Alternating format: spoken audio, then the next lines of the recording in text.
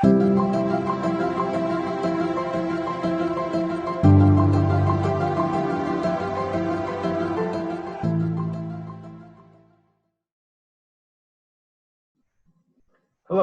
I'm Mike Hanf with William Vaughan Company. Today I'm going to talk about how to calculate the FTE reduction quotient on line 7 of the forgiveness application. On the surface, this calculation sounds very easy, but there are many details and nuances. This first video will cover the basic calculation and various safe harbors. A second video will cover the finer details and nuances. The intent of this calculation is to reduce the total payroll and non-payroll cost eligible for forgiveness if the employer had less employees during the PPP loan period as compared to pre-COVID-19. I know that's a mouthful. Let's go over a little bit of a mathematical example. So if pre-COVID, I had 100 FTEs, full-time equivalents, and during my PPP loan period, I had 80 full-time equivalents, FTEs, my quotient is going to start off as 0.8 or 80%.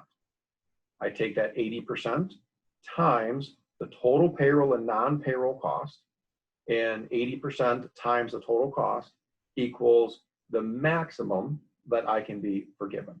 So it's just a quotient of pre-COVID employees compared to employees during the PPP loan period.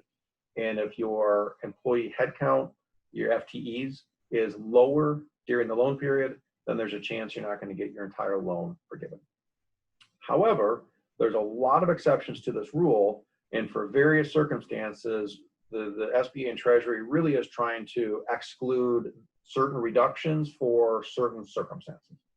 So very first thing to do before you even get deep into the application and calculate this quotient is to look at the easy application. So if you qualify for the easy application, you do not need to worry about the FTE reduction quotient in the full-fledged application.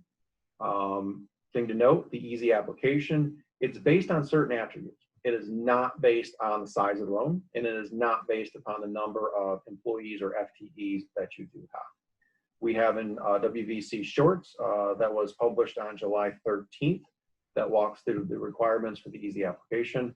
If you're not familiar, if you're unsure whether you qualify for the easy or not, I'd encourage you, go watch that video. It will make all this a lot easier if you do qualify.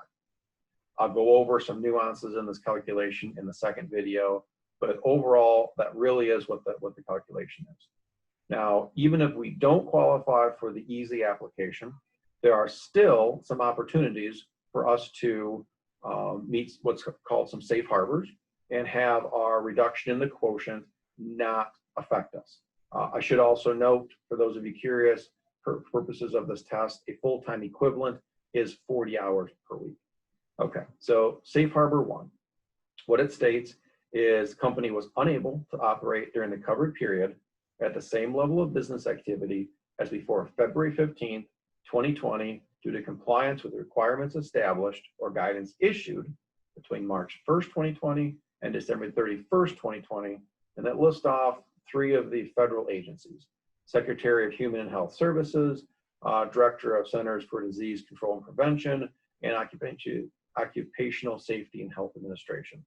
Further guidance has clarified that if a state or local government was following guidance for one of these 3, it qualifies also. So if you were unable to operate at the same level because you were following orders, you simply could not operate by following the government issued orders, then you fall under Safe Harbor 1.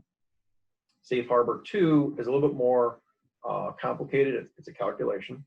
So step 1 is you calculate your average FTEs between February 15th, 2020 and April 26th. Next, you calculate the FTEs for the pay period that included February 15th. If February 15th was greater, then you continue. They want to make sure that the reduction occurred between February 15th and April 26th. So if the reduction in your FTEs really occurred in May or June or even July, then Safe Harbor 2 is not going to apply to you. So let's assume that our reduction did happen between the February 15th, April 26th. Next, we calculate the FTEs either the day that we submit the application or on December 31st, whichever is earlier. So for most people, that's going to be the day that you submit the application. So if when we submitted the application, if our FTEs were back up to or exceeded the FTE level as of February 15th, 2020, then once again, we have met a safe harbor. This is a safe harbor 2, and we do not need to go through the FTE reduction quotient calculation. We simply meet safe harbor 2, and we will not have a reduction in our forgiveness as a result of FTEs going down. So that's a little bit on the overall calculation and safe harbor 1, safe harbor 2. I encourage everybody to go to our website and get the WVCO forgiveness calculator. It's free. It will really walk you through all of these different nuances, all the calculations. You can find it at WVCO.com. Look for the COVID-19 Resource Center. Midway down on the right-hand side, you're going to see a link to the calculator. Click on that, download it. It's an Excel calculator with a bunch of tabs, kind of walk you through everything. I hope you've enjoyed this, hope you've benefited from it. And as always, please feel free to reach out with any questions. Thank you.